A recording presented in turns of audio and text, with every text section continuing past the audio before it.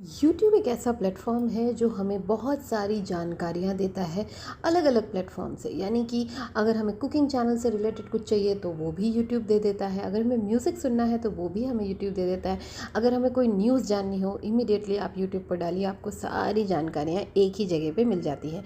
तो ये तो हो गई खासियत यूट्यूब की। इसकी बहुत सारी गाइडलाइंस भी हैं। आज हम बात करेंगे डिजिटल भिखारियों की।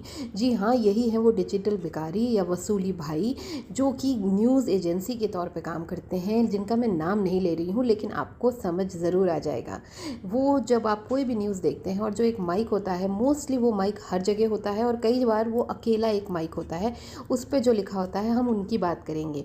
लेकिन लेकिन लेकिन मेरे लपुआ फैंस, आप लोग परेशान ना हो, आपके लिए भी इसमें बहुत सारा मसाला है, बहुत मज़ा आने वाला है लपुआ फैंस को। बस अंत तक बने रहिएगा। नमस्कार, मैं आपकी मंजरी आज फिर हाजिर हूँ आपके साथ व्लॉगर्स रिव्यू पर। और व्लॉगर्स रिव्यू पर आज हम बात करेंगे डिजिटल भिखारियों की, जिन्होंने भीख मांगी है पौरुष शर्मा जैसे बड़े चैनल्स, रजत पवार जैसे बड़े चैनल्स, मोहक मंगल, धाकड़ खबर, टीवीआई इंडिया, बीइंग ऑनेस्ट, सत्या भाई, इन सब बड़े बड़े चैनल से उन्होंने भीख मांगी है। ये सारे बड़े बड़े चैनल्स इसलिए मैं कह रही हूँ, जैसे कि पौरुष शर्मा 1.5 मिलियन, रजत पवार 3.46 मिलियन, मोहक मंगल 4.19 मिलियन, तो हुए ना ये बड़े चैनल्स। और हमारा लपुआ लपुआ है 1.22 मिलियन। ठीक है ना, याद रखिएगा इस बात को कि हमारे लपुए के कितने फॉलोअर्स हैं। अब बात करते हैं इस मामले की सीरियसनेस के बारे में।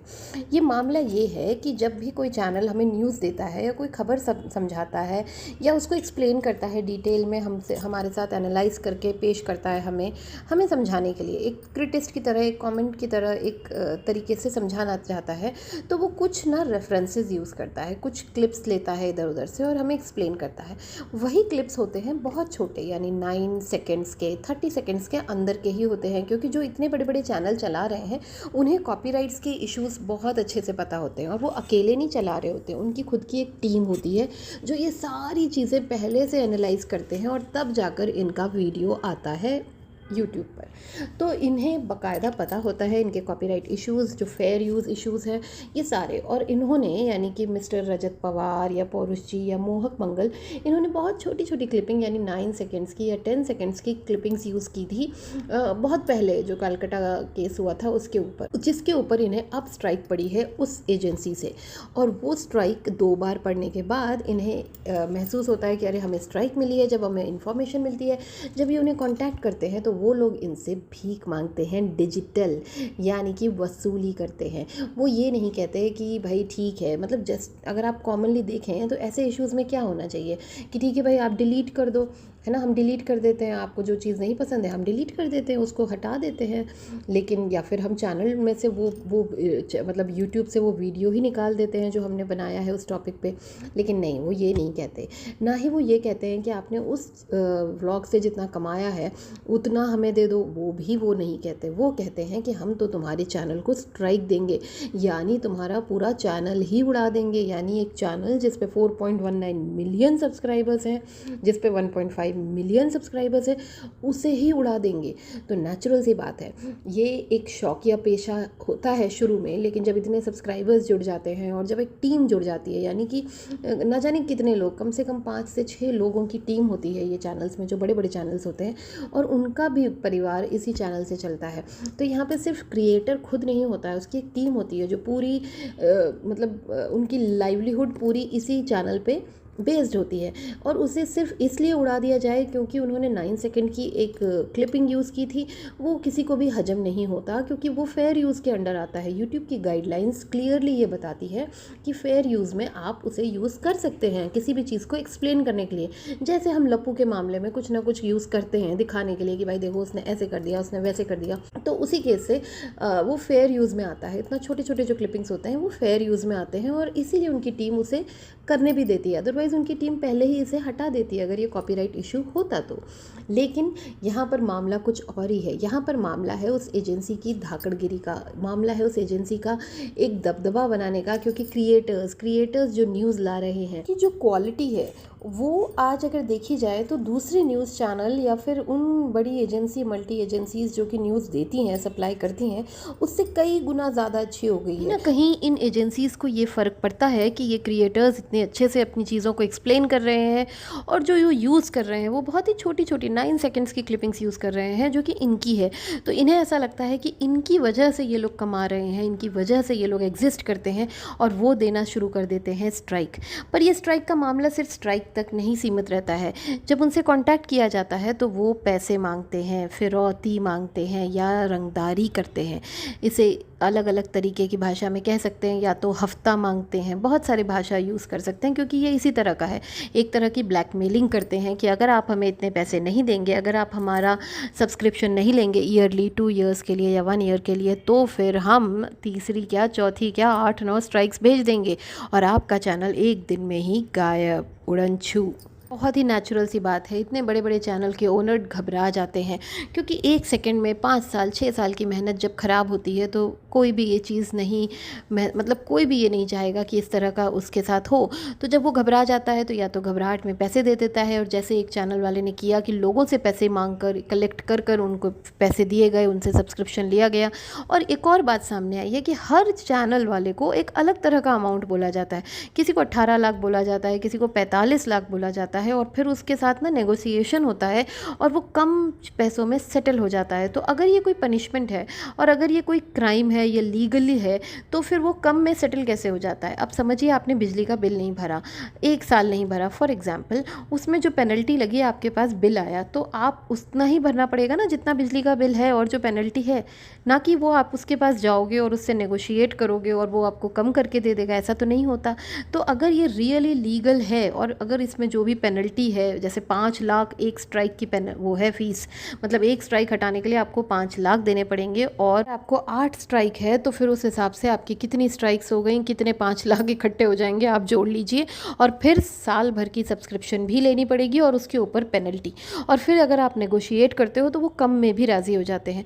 तो यहाँ पर मैं कुछ चैनल्स वालों ने क्या किया है कि वीडियोज़ बनाकर डाले हैं, कुछ चैनल्स वालों ने पीएमओ और गवर्नमेंट ऑफ इंडिया को लिखा है, और मतलब इंफॉर्मेशन एंड ब्रॉडकास्टिंग मिनिस्टर को लिखा है।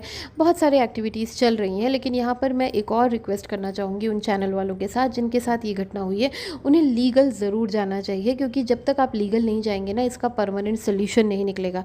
अगर आप परमानेंट सोल्यूशन चाहते हैं तो प्लीज़ कोर्ट में जाइए, और इस मामले में थोड़ी देर ज़रूर होगी, थोड़ा लंबा ज़रूर खींचेगा, लेकिन एक परमानेंट सोल्यूशन होगा जो सबके लिए आई ओपनिंग होगा, और इस तरह की एजेंसीज़ आगे ऐसी कोई भी मतलब ना वसूली नहीं कर पाएंगे। चलिए अब आते हैं लप्पू पे आते हैं, और लप्पू का मामला ही इंटरेस्टिंग है। तो जी हाँ, रजत पवार जी ने जो वीडियो बनाया था इस पूरे मामले का खुलासा करते हुए, उसमें लप्पू ने एक कमेंट किया है। जी वही रजत पवार जी हैं जिन्होंने लप्पू और जगत दीदी के मामले में लप्पू को बहुत बेहतरीन तरीके से 2 वीडियोस बना के रोस्ट किया था, और लप्पू बहुत इरिटेट भी हुआ था, और उसने कई जवाब वाले वीडियोस छापे थे उस टाइम पे। वहाँ लप्पुआ पहुँच जाता है और कमेंट करता है। यहाँ पर एक बात और मैं आप लोगों को बताना चाहूँगी कि लप्पू जो कहता है कि मैं किसी का वीडियो नहीं देखता, हमें टाइम ही नहीं मिलता, हम हमारे काम में इतने बिजी रहते हैं, हमारा ये है, हमारा वो है, हमें ये करना है, स्कूल है, तो हमें टाइम नहीं मिलता कुछ भी करने का। लेकिन लप्पू वहाँ पहुँच जाता है, देखता है, तभी तो कमेंट करता है। तो लप्पू के आईडी से वहाँ कमेंट आया है, मैं पढ़कर सुनाती हूँ। This is a very big scam I guess. तो लप्पू जी ये गेस कर रहे हैं, ये सोच रहे हैं कि ये बहुत बड़ा स्कैम है। They are harassing small creators because they know that these creators are doing better than them. They are harassing small creators, small, What does small means Lappu? हुआ जिसके खुद के 1.22 मिलियन सब्सक्राइबर्स हैं, वो जिसको कमेंट कर रहा है, यानी रजत पवार को जिसके 3.36 मिलियन सब्सक्राइबर्स हैं, उसको वो स्मॉल कह रहा है, यानी उससे 3 गुना ज़्यादा सब्सक्राइबर्स हैं उसके पास, उसको लप्पू स्मॉल क्रिएटर्स कह रहा है। सोचिए गाइज, वो स्मॉल क्रिएटर्स कह रहा है उनको। आगे वो कहता है, don't feel low, be motivated and it's the high time for every creator to unite and stray stay strong. तो यहाँ पर वो कह रहा है कि आप डिप्रेस मत होइए, मोटिवेटेड रहिए और मतलब हम सब एक साथ हैं, स्ट्रॉन्ग रहिए। God bless you, last but not the least keep smiling. ये तो मैसेज है लपुए का। पर इससे मज़ेदार ये है कि लपुए के मैसेज पे 18 रिप्लाई आए हैं। तो अब आ रहा है उन 18 रिप्लाईज़ को पढ़कर। पहला रिप्लाई है, आ गया जगत दीदी का भाई, तुम्हारे पे नहीं आएगा, तुम तो खुद ही परिवार प्राइवेसी बेचते हो। रिप्लाई है जिसमें लिखा है, बिग क्रिएटर्स को ही कर रहे हैं, तुम तो लप्पुए, तुम्हारे ऊपर तो एक और रोस्ट आना चाहिए। इसने लिखा है कि अरे तुम्हारे को भी इसने रोस्ट किया था, देखा नहीं क्या, मज़ा आ गया था। लप्पुए तू पहले अपना कैरेक्टर तो देख, बहन बोलकर अफेयर चला लिया और वाइफ के नाम पे सिंपैथी लेता है और भाग यहाँ से। यहाँ आ गया बड़े क्रिएटर के जूते चाटने और फिर कंट्रोवर्सी करके पैसे कमाएगा। दिखाने आया है कि एक लप्पू यूट्यूबर है, यूट्यूब पे अपना नाम बनाने के लिए घुस गया छपरी व्लॉगर। अरे लप्पू, तुमको समझ नहीं आया, तुमसे बहुत बड़ा क्रिएटर है रजत, खुद को समझते क्या हो? खुद को झूलन देवी या लप्पू पति और अपनी बहन की जान समझता है, बस ये जवाब मिला है उसको। बिग क्रिएटर है ये, 34 लाख सब्सक्राइबर हैं, छोटा क्रिएटर नहीं है ये, अपने आप को देखो। यहाँ आकर भी हक दिया लप्पू ने, कह रहा है छोटा क्रिएटर। अपने व्लॉग से बस अनहाइजीन कैसे रखते हैं यही सिखाने को मिलता है तेरे व्लॉग से। इस तरह की भाषा वहाँ पर यूज़ हो रही है लप्पू के लिए। इसलिए कह रहे हैं ठरकुल्ला ठरकुल्ला ठरकुल्ला, चल भग यहाँ से ठरकुल्ले, ज्ञान मत बांट यहाँ पर। इस तरह के कमेंट्स आ रहे हैं लप्पू के लिए रजत पवार के कमेंट सेक्शन में। तो ये था मामला।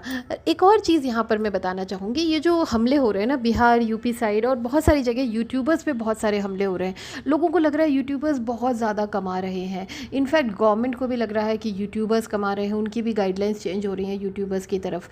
इधर इस तरह के माफिया एक्टिवेट हो गए हैं, यूट्यूबर्स के पैसे मांगने लगे हैं, एक्सटॉर्शन करने लगे हैं।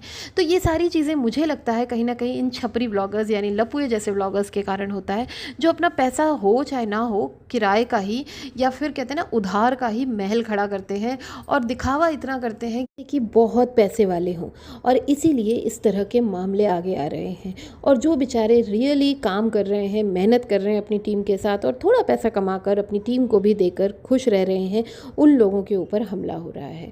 तो चलिए आज का व्लॉग यहीं ख़त्म करते हैं। प्लीज़ सब्सक्राइब माय चैनल और अगर अच्छा लगा हो व्लॉग तो प्लीज़ लाइक करिएगा। चलिए बाय बाय, टेक केयर।